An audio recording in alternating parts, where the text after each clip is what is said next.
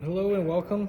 Ryan here with Ryan Dara Manufacturing, and today we're going over these bicycle hubs, or I like to call them motorized bicycle hubs, because when they can hold these big sprockets, they can hold big brakes, and they're indestructible. So I made these because there are other motorized bicycle hubs out there, but I always wanted my own that had these thick, heavy axles that don't bend, they won't bind the bearings, they won't snap. And I wanted to be able to bolt on, big brakes, big sprockets and all that without having to make these spoke flanges enormous, which is typically what's done. They make it so that these spoke holes can go on the outside of whatever bolt pattern they would need to put in. And that made really, really heavy hubs. So I went with this design, and it's modular, so you can take either a front or rear body, a slightly different length, and both of them can take all sorts of arrangements as far as what end covers go on. And these end covers and the hubs, they both take half of the bearing. So the bearing is captured on the OD race. On most hubs, they capture the inner race of the bearing with a nut here. But we reversed it because we can. And we can because our hubs, you only really need 6 bolts, but I have all these extra bolt holes for weight savings. And so if you ever strip a bolt pattern or a bolt hole, you have many options.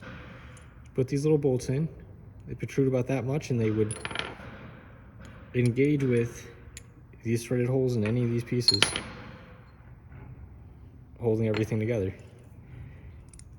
And you can lace the hub with the hub just like this. You can lace it, and then after the wheel's fully built, you can actually put these on, because otherwise, if these were already installed, it would be impossible to actually lace the wheel. You wouldn't be able to get the spokes in. So that's a nice feature. And we have the different adapters for the different freewheels. As you can see,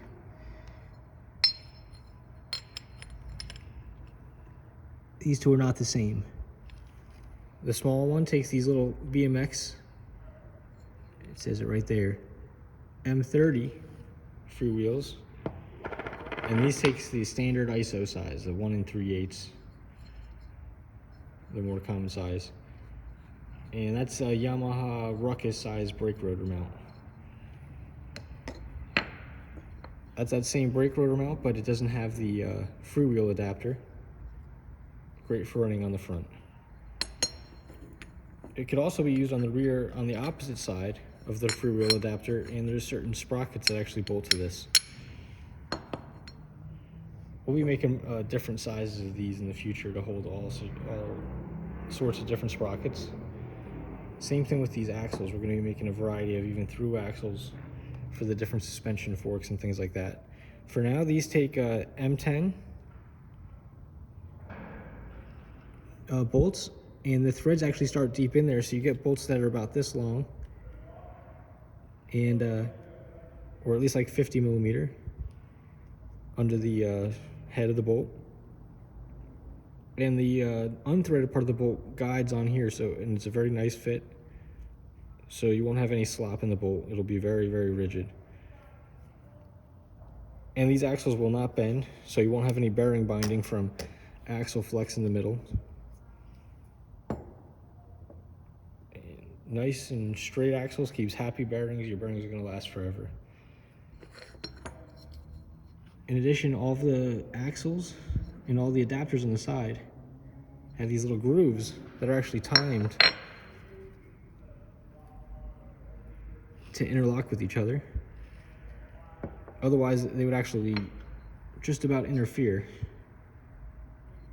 And what that does is, by having all these close grooves, it makes a maze, or they call them a labyrinth, for any contamination to get in. It's a zero friction means of keeping your bearings clean. So that's also a nice feature. Right now they're all 36 hole. The machine puts a really nice backside chamfer and frontside chamfer on, which allows me to go a little bit thicker with the flange. And it also makes it so the spokes don't break in as badly, and it reduces the need to retension all your spokes after your initial break-in.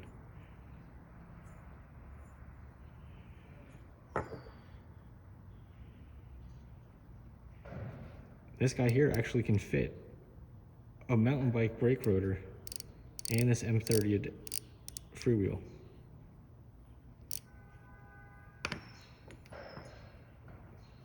This guy here, which takes mountain bike adapter, I just doubled the amount of holes, so if you strip a hole, fits perfectly with the sprockets I make. So if you're going with a gas bike or perhaps even electric, you can get, here's like a 40-tooth sprocket, 42 tooth. And yeah, here's an assembled hub. Pretty cool. Let me know what you think. Let me know if there's any adapters or any applications that you have in mind for this. But as of right now, these are for the fake felt builds. You can see this one's 131 millimeter, and the fake felt, that'll fit perfectly. Now if you want to go up to like 135, you just add some washers, no problem. And you can add washers on either side to help center your wheel the way you want. Now you might notice it's offset like that. That's intentional. That's just how these wheels run. The front, made to fit a 100 millimeter fork, so we have them at 99. So you just add a little washer on either side if you want to shim it one way or the other or anything like that. That's the front. And like I said, we'll make more axles available. They are sold on my website, rdmanu.com. And I sell them as parts, so you're gonna have to build your own hub, and the descriptions of the parts will help you do that. Because these are highly customized, and as I make more axle options and all, and